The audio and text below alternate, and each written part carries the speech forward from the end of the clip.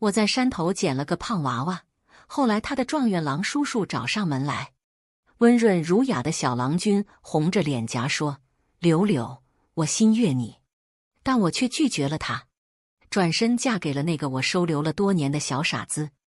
我叫江柳，是村里手艺最好的绣娘，家住村东头河堤旁的柳树下，从小就是娘拉扯着我长大。我对爹的印象已经模糊了，只依稀记得他是个赌鬼，喝了酒就对我和娘拳打脚踢，在我5岁那年被赌方追债的人活活打死。娘也在我13岁那年去世了。临死前，娘拉着我的手，不放心地叮嘱：“柳娘，以后就剩你一个人了，娘不能看着你长大。这些年娘存的银子够你生活几年了。等你长大后，找个好郎君，再生几个胖娃娃，这样娘也算是放心了。”我眼里含着泪，点头答应了娘，但我的心里却不这么想。男人都是薄情的，我爹就是这样，从小就打我和我娘。娘经常伤痕累累，还要替人浆洗衣物换取铜板，晚上还要借着微弱的烛光绣些手帕去卖。就这样慢慢熬垮了身体，总算在爹死后，我们日子好过了些。听村里人说，娘是外面逃荒来的这里，她擅长苏绣，我也继承了娘的手艺，成了10里8乡手艺最好的绣娘。我有养活自己的本事，所以我不打算找个男人，只想有一个自己的娃娃，以后就像我娘一样，自己拉扯娃娃长大。等我老了，娃娃再给我养老送终。阳春3月，村子里万物复苏，我和邻居家的王大娘约着一起去山上挖野菜。没成想，我们竟然在半山腰听到了一声娃娃的啼哭。我和王大娘对视一眼，随后上前查看，果然是一个还在襁褓里的胖娃娃。我们在周围喊了几声，看到周围没有人，我上前抱起娃娃，一看竟然还是个男娃娃。王大娘拍着大腿直呼造孽，看这娃娃身上的衣服和襁褓里的纯金长命锁，我就知道这娃娃的来头绝对不小，也不知道是家里遭了什么难了，才不得已丢了他。看他哭得满脸通红，我也舍不得再将他放回去不管，正好我也想要个娃娃，这个送上门的岂不是正好？于是我在王大娘不赞同的目光下，将娃娃抱回了家。从此以后，我就是她的娘。我还给她取名圆圆，希望有一天她还能找到家人，能和家人团圆。圆圆长得白白嫩嫩的，也很懂事。我经常将她抱到太阳底下晒太阳，而我就一边看着她，一边绣手帕。从我及笄后，就总有媒婆上门提亲，但我不愿。现在看我有了孩子，村子里流言蜚语不少，我都一概不理会。但是总有些胆子大的想要爬我家的墙，幸亏圆圆半夜尿了，哭声吵醒了我，否则后果不堪设想。在我那次不要命的打跑了流氓后，我就抱养了一只小黄狗，它是村里木匠家的狗生的小崽子，一共3只。我抱来了一只叫声最大的，想着它能陪着圆圆长大，也能替我们看家护院。我给它取名石头。石头在我家混熟了以后，就经常围着圆圆打转，圆圆也慢慢学会了走路。从此小院里就经常传来一人一狗的欢闹声。我喜欢这样简单又温馨的氛围，就像我娘在时一样。从此以后，我再也不用羡慕别人家有这样的热闹烟火气了。圆圆越长大越调皮，经常跟村子里的小子们一起爬树摸鱼，一直到他3岁那年，他竟然捡了个傻子回来。傻子浑身脏兮兮的，身上也都破破烂烂的。我问他这是怎么回事，傻子可怜兮兮的讲了好久，我才明白，原来他是隔壁村子的阿九。阿九唯一的亲人，也就是姚老爷子前几天去世了。那之后，家里的房屋田地都被那些无良亲戚抢占了，他成了孤家寡人。阿九不明白去世是什么意思，他每天坐在村头大树下等爷爷回家，却每次都是失落而归。这几日没饿死，也多亏了村子里的好心人接济。偏偏总有人想要逗弄阿九，就跟他说他爷爷去了很远的地方，不要他了。如果他帮自己把不慎掉在河底的镰刀捡起来，他就告诉他爷爷去了哪里。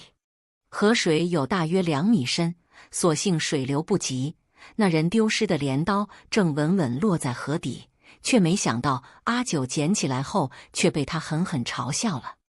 阿九一时气不过就要打他，偏偏那人还有帮手在附近，于是阿九成了这副模样。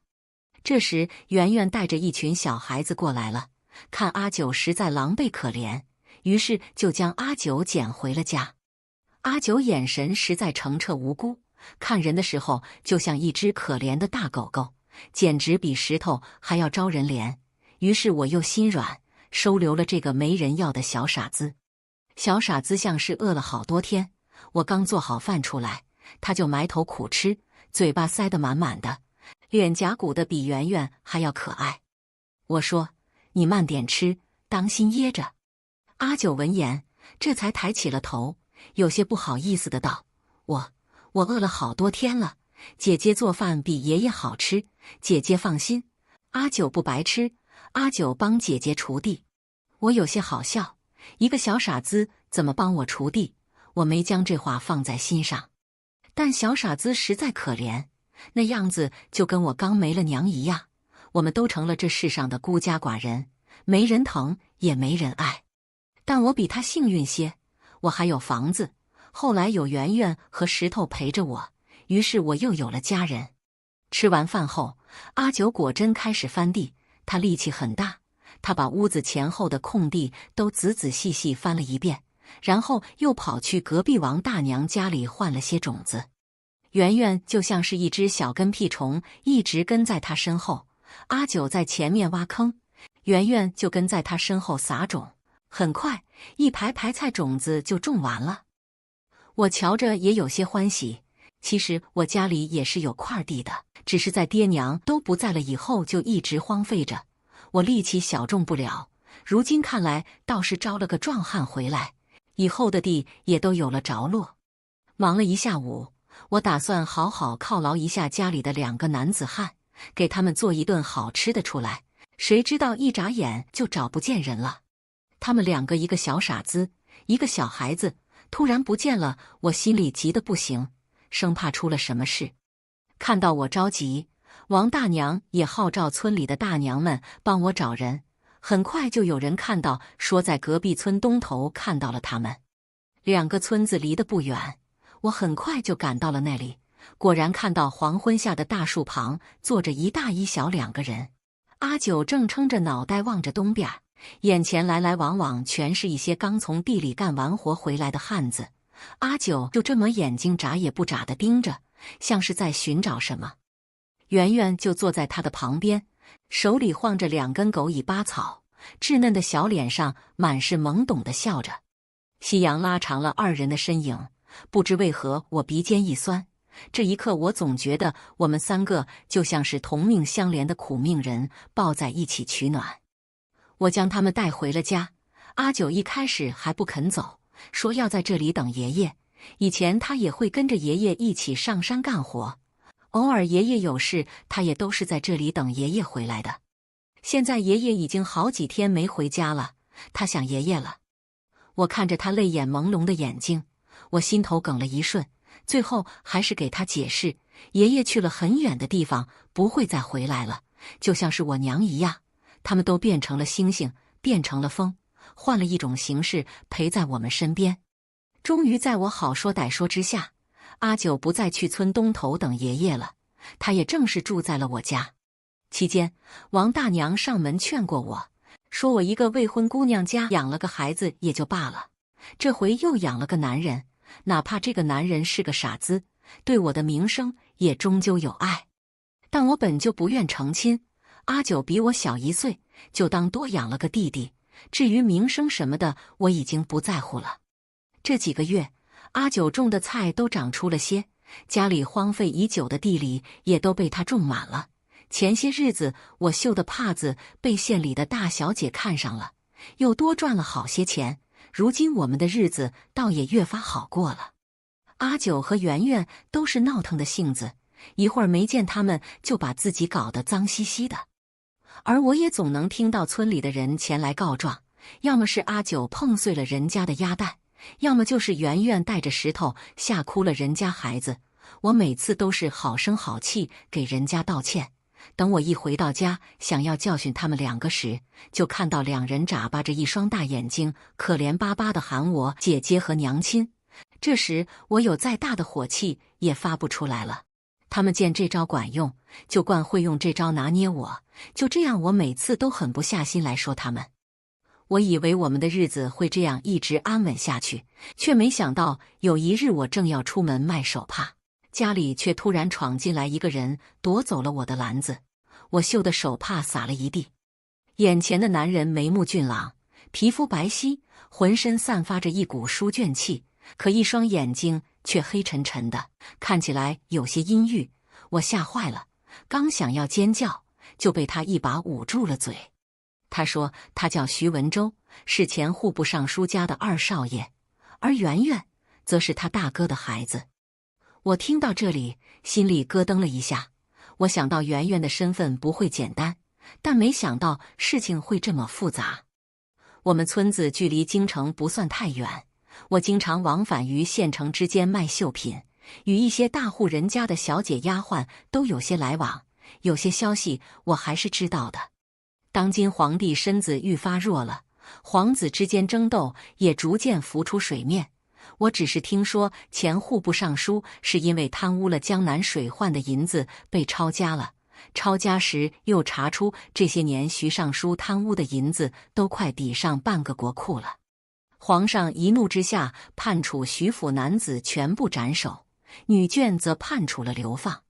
既然这样，那眼前之人徐文周就像是看出了我在想什么，他后退一步，朝我拱手一拜，道：家父是冤枉的，家父为官清廉，绝不曾贪污过这么多银两，只是不幸卷入了一些事，这才遭了此难。在下少时贪玩，事发之时恰巧不在京城，家中小厮扮成我的模样，替我受了此难，这才让我逃过一劫。而圆圆是家中中仆用自己的孩子换出来的，他带着圆圆逃了出来，可惜路上遭了匪徒，不得已他才放下圆圆，自己引开了劫匪。他脸色诚恳，对我也越发恭敬，多谢江姑娘这些年对圆圆的照顾。听完这些话，我唏嘘不已。我也知道这些年过去了，眼前这个男人能查到这些消息有多不容易。看他对圆圆的重视程度，我也知道他定是在暗处观察了我许久才敢露面的，否则他怎么可能会对一个刚见面的人说这么多呢？但此刻我更担忧的是，他会不会把圆圆带走？养了这么久了，我早已经把圆圆当成了自己的亲儿子，虽然我早知道会有分别的一天，但这么早就让他离开，我是断断舍不得的。于是我忐忑地问：你来是要带圆圆走吗？徐文周听完一怔，随后回道：不是，在下最近正在想办法为父翻案，无暇照顾圆圆。此次前来，在下是来拜托姑娘多照看圆圆一些时日，这些是给姑娘的一些答谢。说罢，他从怀里拿出几张银票递到我手里。我接过一看，足足有100两之多，我还从未见过这么多银两，于是我就满心欢喜地接受了。有了这些银两，我就能去镇子上租个铺面当绣坊了。等到中午，阿九带着圆圆回了家，我就把徐公子介绍给了圆圆认识。圆圆早就知道自己不是我亲生的，此刻见了自己的亲小叔，得知了自己家的事情，他一开始还有些难过，但很快情绪就散了，只是稳稳地对着他行了一礼，又看向我，小脸认真道：哪怕我找到了自己的家人，娘亲也永远是圆圆的娘亲。听到这话，我欣慰极了，心想这个娃娃总算没白养。那之后，我们照常过起了自己的小日子，徐公子也时不时地出现来看看圆圆，很快我们就熟络了起来。我请徐公子帮忙，在镇上租了间小铺子，里面摆满了我绣的帕子、成衣等等，铺子的生意也逐渐好了起来。我的刺绣手法是娘教的，一针一线，每一道花纹都是用尽了巧思，很受镇上的大小姐喜欢。生意太过红火之后，我就雇了个嫂子来帮忙。李嫂子绣活也很好，嘴也甜，经常逗得一群大姑娘小媳妇哈哈大笑，能把人夸上天。慢慢的，我赚的银子越来越多。后来我看到小傻子依旧每天顶着个大太阳上山劳作，我就有些不忍心了。我跟他说：“阿九，我现在能赚可多钱了，养你和圆圆完全不成问题，以后你就别再种地了，那可累了。”谁知阿九却坚决不同意，他傻愣愣地摇着头，嘴里说着：“不行，爷爷说了，土地是农民的根，我们不种地了，以后吃什么喝什么？不行不行，必须要种地。”我拗不过他，最后也只得同意。不过每次阿九从山上回来，我都会给他做好多好吃的，要给他好好补补。一直到年末，大雪下了满天，阿九也不用在山上忙碌了，但他似乎闲不住，就开始在我铺子里帮忙。阿九长得高大健壮，身体孔武有力，身上又穿着我亲手缝制的青色衣衫，瞪着一双无辜的狗狗眼，倒是给我又招来了一大批客人。很多夫人都到我这里来赶制过年新衣，会连自己男人的一起订了，还指定就要阿九身上穿的这种样式。我是又忙又开心。等到好不容易闲下来的时候，我牵着圆圆，又带着阿九开始出门采买年货。我们买了好多米面肉菜，又买了糕点零食，还有春联剪纸。今年赚的钱多，家里又新添了新的成员，所以买的东西格外的多。大年30那天，我看着阿九踩着板凳跑到门口贴春联，圆圆就在下面指挥，往左边点，对，再往右一点点，就一点点就行。阿九笑呵呵问：“这样好了吗？”圆圆点着小脑袋：“对，就这样。”于是大功告成的一大一小充满成就感的昂着脑袋进了屋。恰巧这时徐文周也来了，我连忙笑着迎接他：“徐大哥怎么来这里了？”这段时日，我和徐公子也越发熟络，他让我叫他徐大哥，我就让他叫我柳娘。徐文周一贯阴郁的眉眼稍微舒展了些，他说：“事情有进展了，我也空闲了些。往常我都是一个人冷冷清清的过年，今年过年不知柳娘可否收留我？”说着竟有些可怜起来，我瞧着定是于心不忍的，更何况过年人多才热闹，我便点头答应了。谁知道一贯听话懂事的阿九却不满地哼哼了几声。我问他怎么了，他也不答话，就是对着徐大哥横挑鼻子竖挑眼的。每次徐大哥想要靠近我，阿九都会不知从哪窜出来，插在我们中间，赶也赶不走。这边我正和徐大哥学着剪纸呢，他就窜了出来，害得我剪刀差点剪到自己，幸好徐大哥拉了我一把，我这才没事。我有些生气，转头瞪他：“阿九，你干嘛？”阿九知道自己犯了错，有些手足无措地站在一边给我道歉，一双狗狗眼水汪汪的，像是快要哭出来了，看得我心里一阵发软。我想着，今天过年，看在过年的份上，就不跟你计较了。徐大哥手艺很好，他的手灵巧极了，红色的剪纸到了他的手上，没一会儿就变成了一个喜庆的福字。我像模像样的跟着学，所幸我手也很巧，在徐大哥又剪了一条活灵活现的小鲤鱼后，我终于完成了第一个福字。我剪的不如徐大哥那样飘逸俊秀，但也圆润可爱。徐大哥夸我手巧，第一次剪纸竟能剪出这般模样，已是不易，我听得有些高兴。阿九看到后，兴高采烈地拿着我剪的符贴在了门上，嘴里一连串的彩虹屁：“柳柳最厉害了。”阿九喜欢柳柳的剪纸。也不知何时开始，阿九就很少叫我姐姐了，他总是说自己比我高，我应该叫他哥哥才对，气得我总想打他。圆圆也在旁边一个劲地夸我，我羞红了脸，有些不好意思。贴完剪纸后，我又拿出醒好的面还有和好的馅，开始包饺子。这回轮到我教徐大哥了，这里除了我之外，他们3个每一个都不会包饺子的。1刻钟后，看到满脸面粉的阿九和圆圆，我忍住了笑，最后一人拽了一块面团给他们玩，这才罢休。就连徐大哥包的饺子也丑丑的，但好歹是不露馅了。阿九看着不服气，硬要和徐大哥比试谁包的好看。2人拉扯间，我看见徐大哥胳膊上露出的伤口，我立马放下面团，担心地问徐大哥：“你胳膊上的伤是怎么回事？”徐文周敛住了笑，他拘谨地扯了扯袖子，遮住了伤疤，假装风轻云淡道：“无碍，男人磕磕碰碰的都很正常，不是什么大事。”阿九见我关心徐大哥，也忙凑了过来。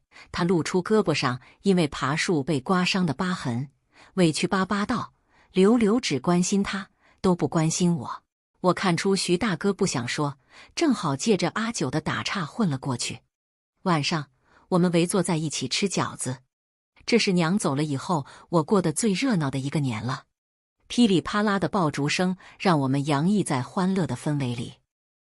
我笑眼弯弯地看着阿九和圆圆，一边吃饭一边拌嘴，一转头却撞入了一双温柔的凤眸中。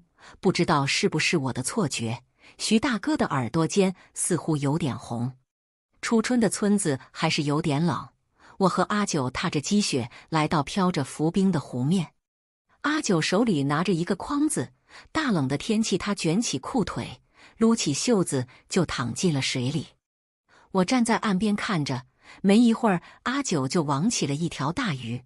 他拿着大鱼，兴高采烈地跑到我面前，眼睛亮亮的，像是得了骨头的石头一样，摇着尾巴围着我转。我也高兴，连忙把手里的汗巾递给阿九，帮他擦掉身上的冷水，又如他所愿地夸了几句。阿九抓鱼可真厉害，这么大的鱼也就阿九才能抓到了。阿九听到后，嘴巴咧得更大了，满脸都是透出的欢喜。那我要吃清蒸鱼，柳柳做鱼好吃。我满口答应。其实今天是特意给圆圆做的鱼，昨天她功课被先生夸奖，这是我给她的奖励。圆圆和阿九都喜欢我做的清蒸鱼，我本来想去买1条回来的，但阿九非要自己抓，说这也是他给圆圆的奖励。无奈之下，我只能答应陪着他来。圆圆是在年后去了镇上的书院上学，听说那里的先生是从朝堂致仕的大儒士，很有学问，门下弟子满天下。这些都是徐大哥安排的。圆圆也很乖，每日都捧着书念得摇头晃脑，还经常教阿九一起读书。我认识一些常见的大字，是娘教我的，但我从未正儿八经读过书。有时候我听圆圆给阿九念书时，我也会好奇地凑过去，这样日复一日，我也会摇头晃脑地念几句诗词了。我又一次见到徐大哥是在今年的科举之后，老皇帝突然之间暴毙了，新帝登基，这几个月朝堂上的风云变幻，我一个小小绣娘感知不到，但我知道徐大哥眉眼间的笑渐渐变多了。他的筹谋正在一点一点生效。徐大哥考上了状元，我虽不在京城，但也听说了今年的新科状元徐文周打马游街时的热闹风采。我听徐大哥说起过，他年少时就曾经随着名师游历天下，回来不到几个月，徐府就出了事，因此认识他的人不多。如今他温柔儒雅的书生模样，更不会有人将他往早就死在几年前的那个桀骜不驯的徐府二少爷身上想。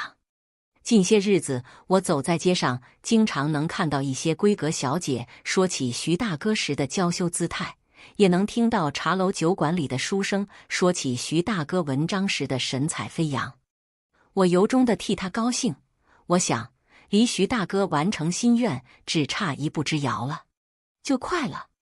我又开始忙碌在我的小绣房里。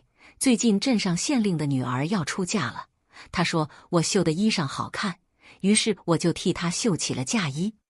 这日他带着丫鬟来取，看到我绣的嫁衣好看极了，他非常满意，给了我好大一笔银子。我笑得合不拢嘴，捧着银子说了好些祝福的话，他顿时脸蛋红扑扑的，一副娇羞的小女儿家模样。这时又有一个穿着粉色衣裳的大小姐来我这里拿之前预定的帕子，两人关系还不错，在这里遇见了就随意聊了起来，说着不知不觉就转移到了徐大哥身上。你听说徐大人了吗？就是今年的新科状元郎，听说他要成亲了，娶的是当今长公主。长公主。说罢，粉衣女子抬头望了望四周，见无人，她才继续道：听说徐大人之前就是长公主府上的面首，如今徐大人考中了状元，就要正式迎娶长公主为妻，这可是天大的皇恩啊！可是长公主府上不是有很多个面首吗？那成亲之后那些面首怎么办呢？能怎么办？都要成亲了，当然要遣散了。我听着这些话有些恍惚，徐大哥竟然要成亲了。我手里拿着帕子，想起徐大哥中状元后来我这里时的样子，我的思绪有些混乱。那时的徐大哥一身红色衣袍，那是我头一次见徐大哥穿这样艳丽的颜色，红色衣裳衬得他愈发迷人。但我清楚地看见徐大哥眼底的挣扎和欲言又止，他纠结了许久，最终还是红着脸颊跟我说：柳娘，我心悦你。我怔愣了一瞬，抬头有些不敢置信地望着他。徐大哥，你说什么？徐大哥像是豁出去了一般，鼓足了勇气对我道：柳娘，我心悦你，我想和你永远在一起。还没等我说话，他眼眸暗淡了些许，随后道：但是我肩上的责任还未卸下，你可否等等我？这些时日你不要听别人说的话，我都是有迫不得已的理由的，你要相信我，相信我好吗？他越说越激动，揪着我的衣袖，紧紧盯着我的眼睛，生怕从我口中听到拒绝的声音。现在我终于明了，原来徐大哥那日说的迫不得已是这个。当今长公主是先帝最疼爱的嫡长女，手握重权，当年徐府的事不知她参与了多少。但我知道他府里豢养着无数面首，徐大哥也是其中之一，甚至徐大哥身上的伤也拜长公主所赐。他忍辱负重潜入公主府，只是为了早日找到证据为父翻案，所以他是绝不可能喜欢他的。而这些应当只是徐大哥计划中的一环罢了。我从徐大哥讳莫如深的话中也知晓，刚登基不久的新帝似乎对这位长公主也极为忌惮。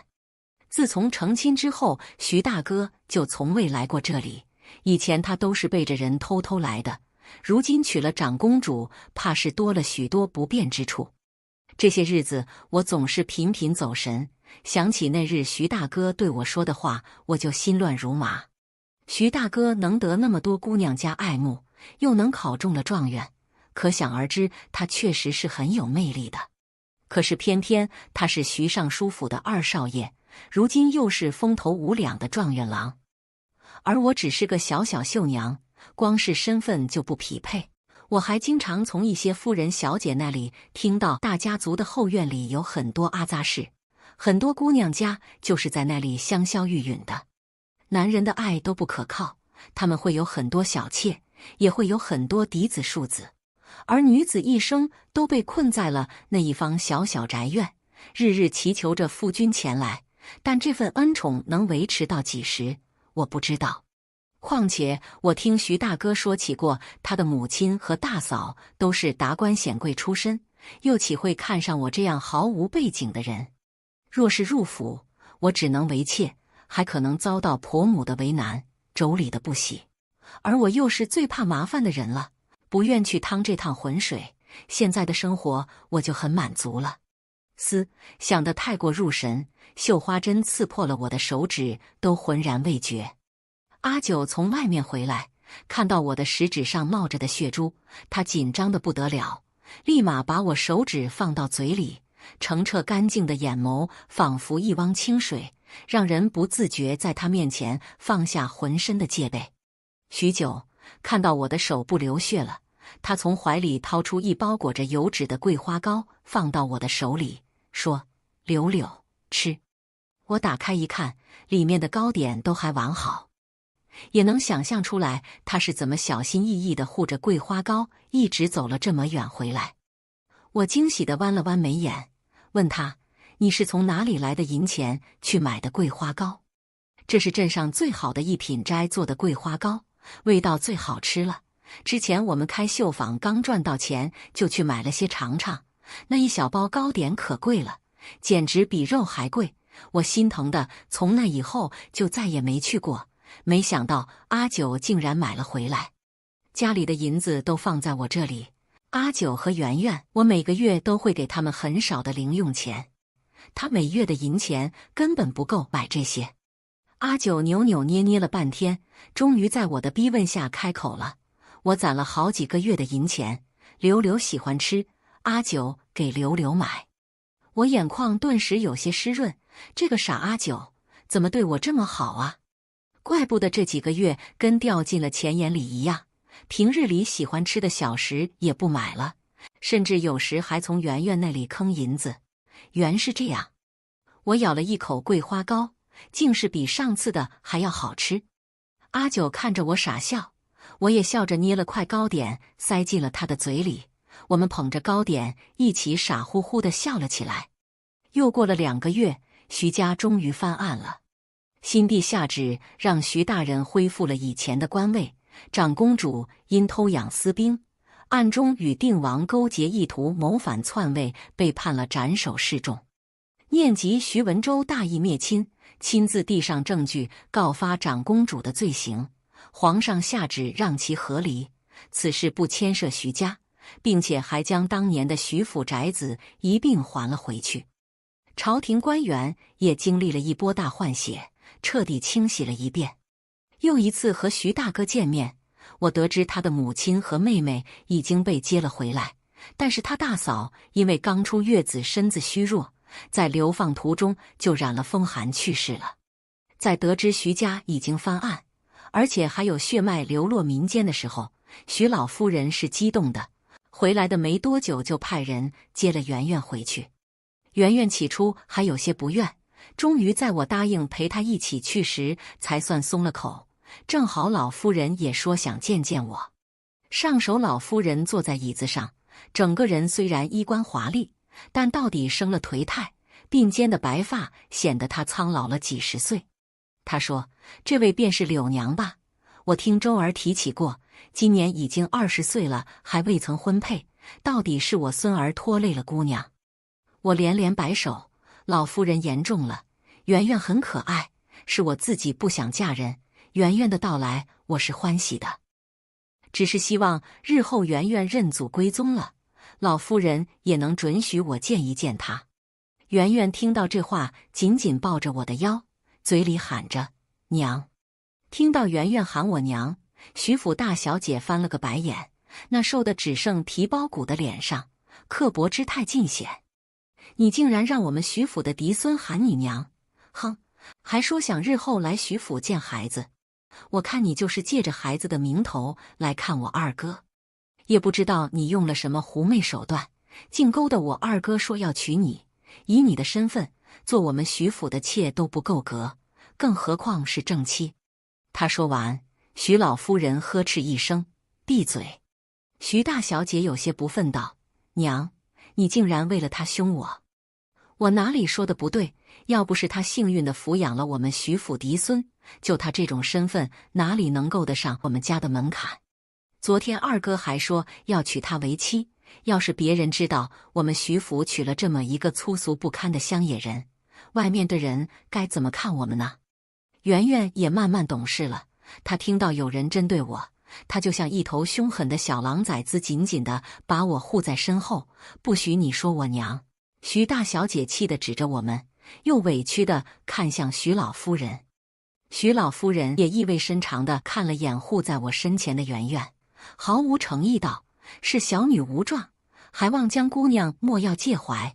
只是日后圆圆总是要留在徐府的，江姑娘若是想要孩子，趁着还年轻，不若老身替你搭线，为姑娘寻得一处好姻缘。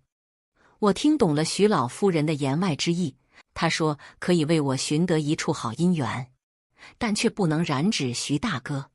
幸好我不喜欢他，不然若是听到这话，我非得难受死不可。就是可惜了圆圆，若是日后再见，怕是难了。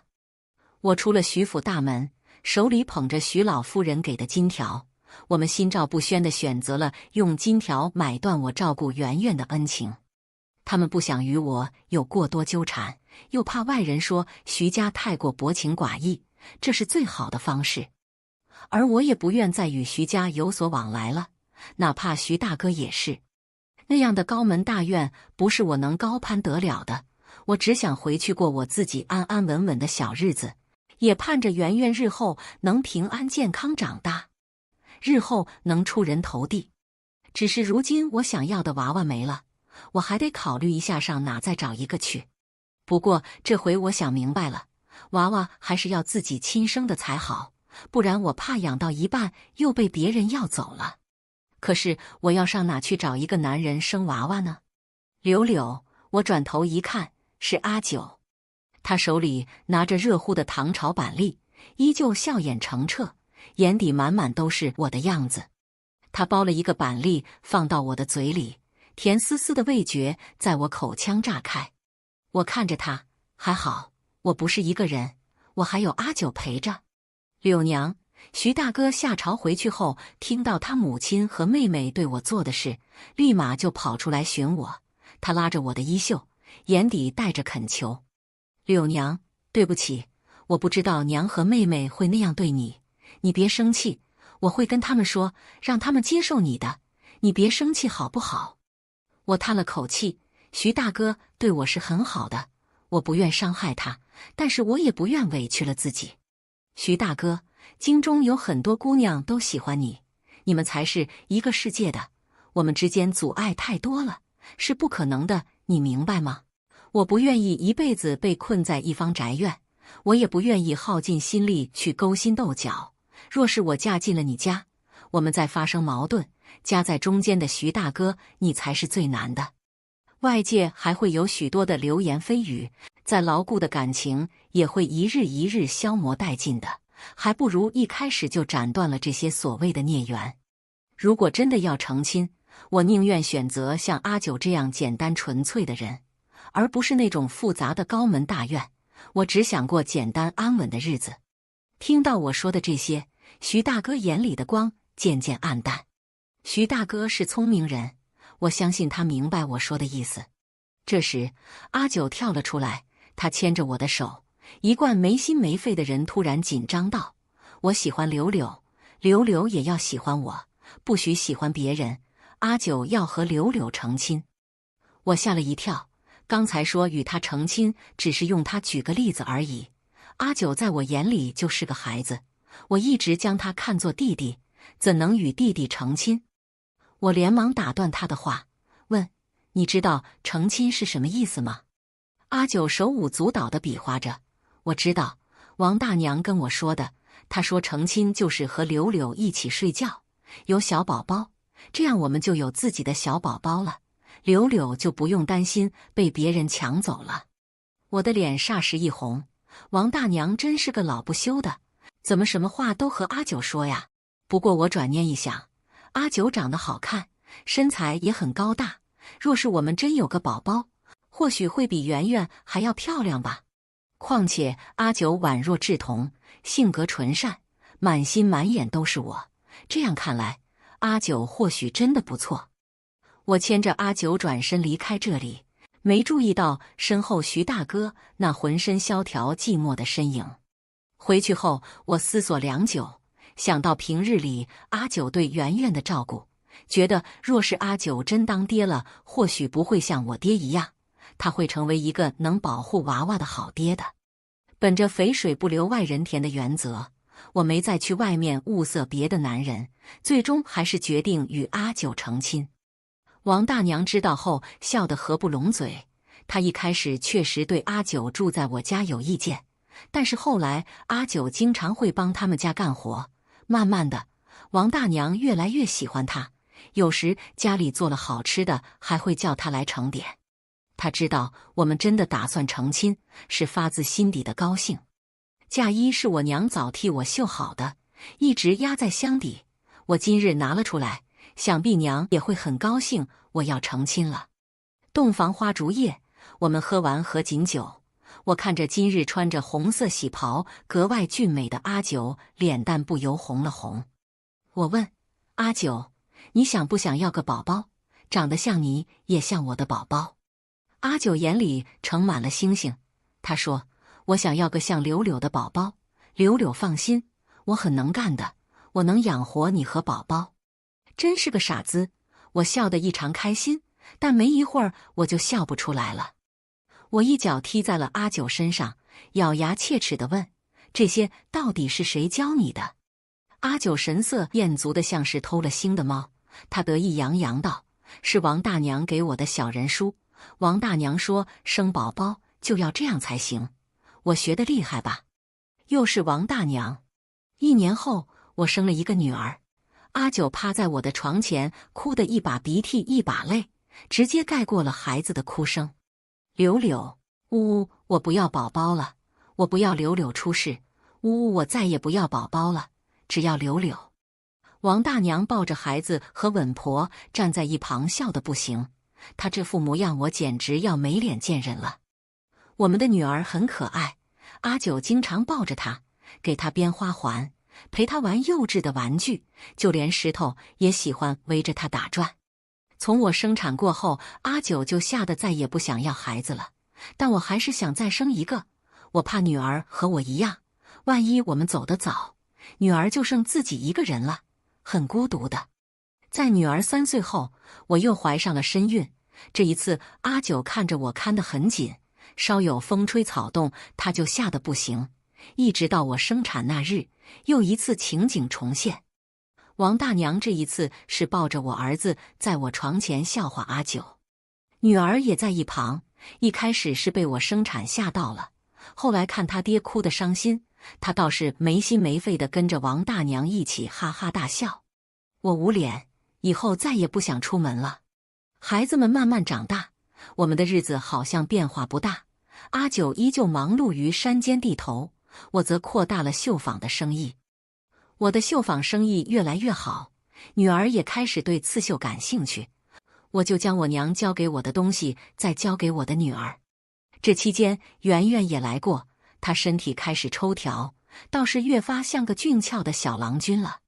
她依然叫我娘，对2个弟弟妹妹也很好，2个孩子也很喜欢她。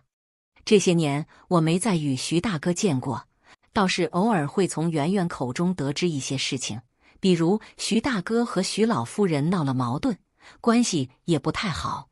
徐小姐远嫁了，这些年也很少回京。徐大哥对外说是因为长公主的缘故，他对女人留下了阴影，不想耽误好人家的姑娘，至今也未成婚。我没关注过多，只看着眼前阿九带着2个小泥猴子回家，我心底就升腾起无限欢喜。我夫不傻，他一双璀璨的星眸永远都盛满我的倒影，他坚实有力的臂膀也慢慢学会了撑起我和孩子头上的一片天。我儿女孝顺，他们会学着爹爹的样子爱我护我敬我，如此这般，我早已满足。这就是我想要的日子。平平淡淡中，处处都是温馨与幸福。